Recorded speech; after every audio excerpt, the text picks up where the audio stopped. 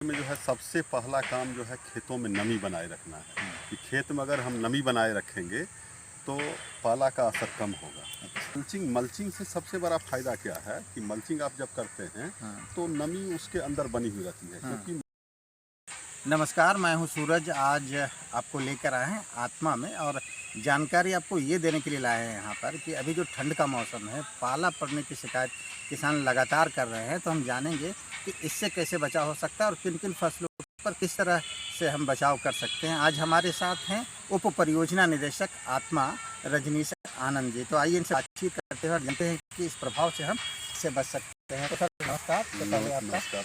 तो सबसे पहले हम यही जानना चाहते हैं कि अभी कौन कौन सी फसलें हैं। बहुत सारी शिकायतें किसान के लगातार आ रही है, आलू की या बंदा गोभी या गेहूं पर भी ये शिकायत है। सरसों को लेकर भी लोगों ने शिकायत दर्ज की है। तो इससे कैसे बच सकते हैं हम लोग? अभी तो पाला क्योंकि ठंडा ज़्यादा अभी पड़ रहा है और ऐसे में जो है सबसे पहला काम जो है खेतों में नमी बनाए रखना है कि खेत में अगर हम नमी बनाए रखेंगे तो पाला का असर कम होगा। और पाला का असर से बचने के लिए जो है इंडोफिल M45 का जो है हम स्प्रे करेंगे और 2 ml प्रति लीटर के हिसाब से जो है हम उसका जो है स्प्रे करेंगे।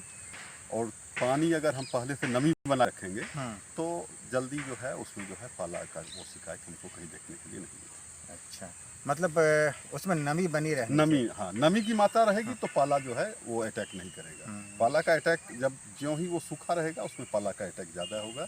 नमी जहाँ रहेगी वहाँ पाला का अटैक नहीं होगा। अच्छा, कुछ लोग मल्चिंग वगैरह की भी सलाह देते हैं या फिर प्लास्टिक कवर वगैरह, तो इसका भी कोई फ़ायदा हम होता है? मल्चिंग से सबसे बड़ा फायदा क्या है कि मल्चिंग आप जब करते हैं तो नमी उसके अंदर बनी हुई रहती है क्योंकि मल्चिंग में एक देखते हैं कि आप प्लास्टिक कवर किया हुआ रहता है और उससे क्या है कि उसके नीचे जो है एक तो खरपतवार जो है वो भी कम होते हैं और पानी जो है उसके अंदर जो है मॉइस्चर जो है वो बनी हुई रहती है क्योंकि डायरेक्ट सनलाइट वहाँ तक नहीं पहुँचता है और उसमें जो है नमी जो है वो बनी रहती है। तो मल्चिंग भी एक मतलब जो है वो करने से जो है उससे जो है आपका बचाव होता है। अच्छा, एक बात और बताइए, इतना लंबा आप लोगों का अनुभव है तो कि जैसे कुछ किस्मों के चयन में भी सावधानी रखने की ज़रूरत होती है जो पाला से या इनसे? बिल्कुल बिल्कुल हाँ, कुछ ऐसे वैरायटी हैं बाजार में जो मतलब 100% तो नहीं लेकिन वो उसके मतलब किस्म जो है कि पालारोधी जो है वो चीज़ है वो चीज़ आप लगा के जो है उससे मतलब बचाव बहुत हद तक किया जा सकता है। अच्छा, वैसे किस्म है? हाँ, ऐसे किस्म तो मतलब ये मतलब इस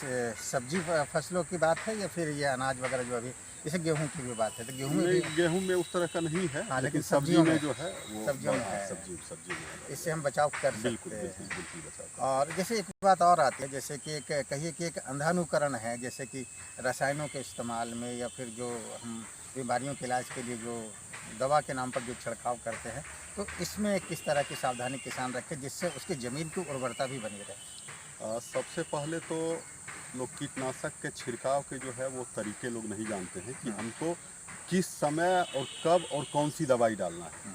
लोग सीधे दुकान में जाते हैं और बताते हैं कि हमको जो है टमाटर में ये दवाई डालना है। दुकानदार को पता नहीं है कि टमाटर में कौन सा बीमारी लगा हुआ है। बीमारी कोई और रहता है, उसको दवाई की एक दवाई की ज़रूरत है, वो 2-3 दवाई का वो लेके दे देता है क्योंकि दुकानदार को बेचना है। तो ज़्यादा दवाई अपना वो बेच दिया, वो ले जाके लोग छिड़काव किया। तो वो कम दवाई अगर वो किसी कृषि विशेषज्ञ से सलाह लेकर और उसके लिए भी जो है अक्सर हम किसानों को अवेयर करते रहते हैं कि एक किसान कॉल सेंटर है। किसान कॉल सेंटर में 24 घंटे जो है कृषि विशेषज्ञ उपलब्ध हैं, निःशुल्क सेवा है। उस पर अगर फ़ोन करेंगे सिर्फ कृषि ही नहीं पशुपालन से भी संबंधित अगर कोई लोग बकरी पाल रहे हैं, भैंस पाल रहे हैं, गाय पाल रहे हैं तो गौपालक लोग भी अगर कोई कहीं किन्हीं का गाय बीमार हो गया है तो वो वहाँ पर फ़ोन करेंगे कि मेरा गाय को ये बीमारी है, इस तरह का दिक्कत है, तो वहाँ मतलब से जो तुरंत समेकित कृषि हाँ है हाँ बिल्कुल उसका? वो वहाँ से तुरंत सुझाव क्योंकि वहाँ वेटनरी डॉक्टर लोग भी बैठे हैं एक्सपर्ट और कृषि के भी विशेषज्ञ लोग बैठे हैं। और ऐसे क्या होता है कि मतलब हमारे पास या कहीं कोई लोग आते हैं या तो वहाँ से कोई कुछ पत्ते तोड़ लाएंगे या ऐसे आके पूछ रहे हैं, लेकिन आप खेत में जाके फ़ोन लगाइए और विशेषज्ञ पूछेंगे कि आपका पत्ता ऊपर से पीला हो रहा है कि नीचे से पीला हो रहा है या पत्ता सूख रहा है तो ऊपर से सूख रहा है या मुड़ रहा है।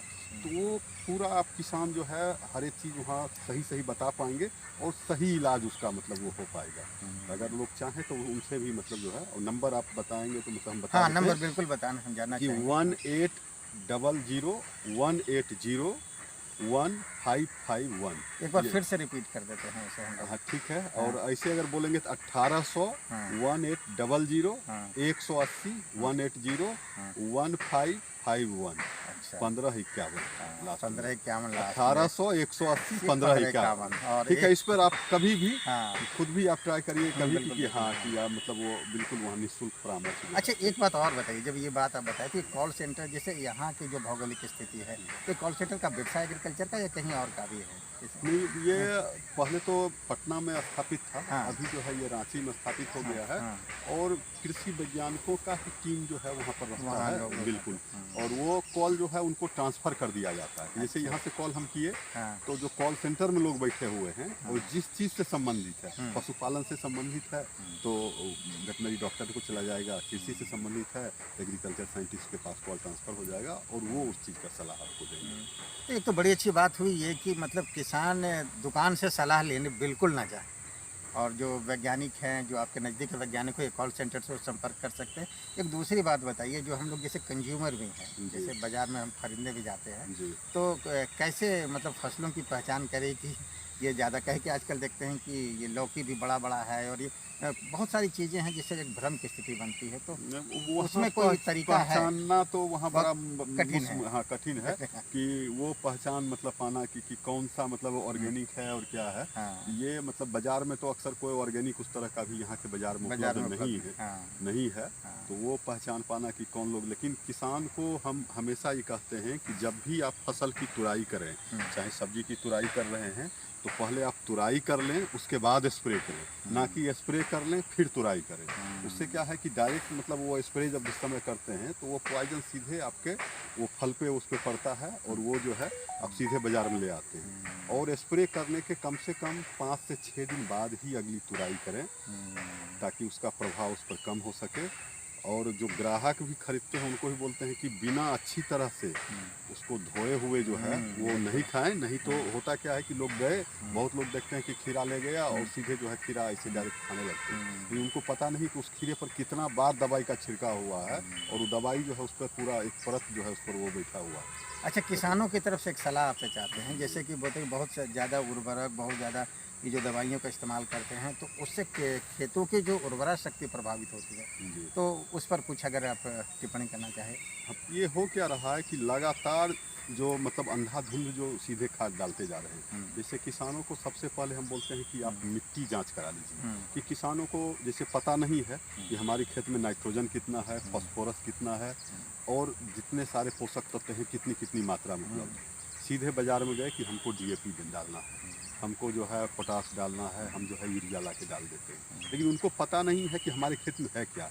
अगर पहले से नाइट्रोजन मौजूद है, पोटास की मात्रा की अधिकता है, तो हम क्यों डालेंगे? हमारे जो पोषक तत्व की कमी है वही डालना है। वही डालेंगे। तो ये मतलब आवश्यकता से अधिक वो खेत में डाल रहे हैं, जिस वजह से जो है खेत धीरे धीरे बंजर होते जा रहा है। और देखिएगा कि मिट्टी में होता क्या है कि बहुत ही महीन महीन छिद्र होते हैं और उसी महीन छिद्र से ही जो ऊपर से वर्षा की पानी होती है और होती है तो वो नीचे तक जाता है। लेकिन ये सब खाद के प्रयोग से जो है एक तो केचुआ सब लगभग जो है वो खत्म हो गया और मिट्टी जो है ये जो छिद्र जो है वो सब भी जो है अब जो है वो धीरे धीरे पत्थर के रूप में वो बदलते जा रहा है और पानी सोखने की ज़मीन की क्षमता कम हो रही है। तो उससे जो है धीरे धीरे जो है वो बंजर बनती है। अच्छा, वैसे बहुत सारे लोग ये शिकायत भी करते हैं, कुछ प्रतिबंधित जो दवाएं हैं या रसायन है उसका भी इस्तेमाल होता है, तो किसान को क्या सलाह देना चाहेंगे इसमें?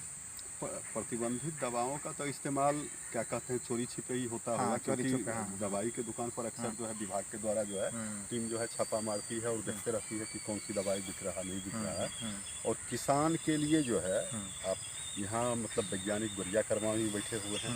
प्लांट प्रोटेक्शन से संबंधित जो है दीपू गढ़ा में भी जिला कृषि ऑफिस है, उसमें भी कई लोग हैं, वहाँ भी जूनियर प्लांट प्रोटेक्शन ऑफिसर हैं, वो लोग भी जो है पौधा संरक्षण के बारे में जो है वो भी सलाह दे सकते हैं। और नहीं तो वैज्ञानिक वहाँ भी हैं और यहाँ आत्मा कार्यालय में भी जो है कि इनके जो भी ब्लॉक स्तर पर भी प्रखंड तकनीकी प्रबंधक, सहायक तकनीकी प्रबंधक हैं, वो कृषि के विशेषज्ञ ही हैं, अधिकतर लोग एग्रीकल्चर पढ़े हुए हैं।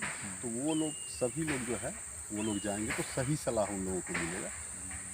नहीं, चलिए बड़ी अच्छी बातचीत हुई, तो हम उम्मीद करेंगे कि आने वाले दिनों में एक संतुलित इस्तेमाल हो, चाहे खाद्य हो, रसायन हो, तो आपने बातचीत की, इतनी अच्छी बातचीत की, इसके लिए बहुत बहुत धन्यवाद सर। धन्यवाद।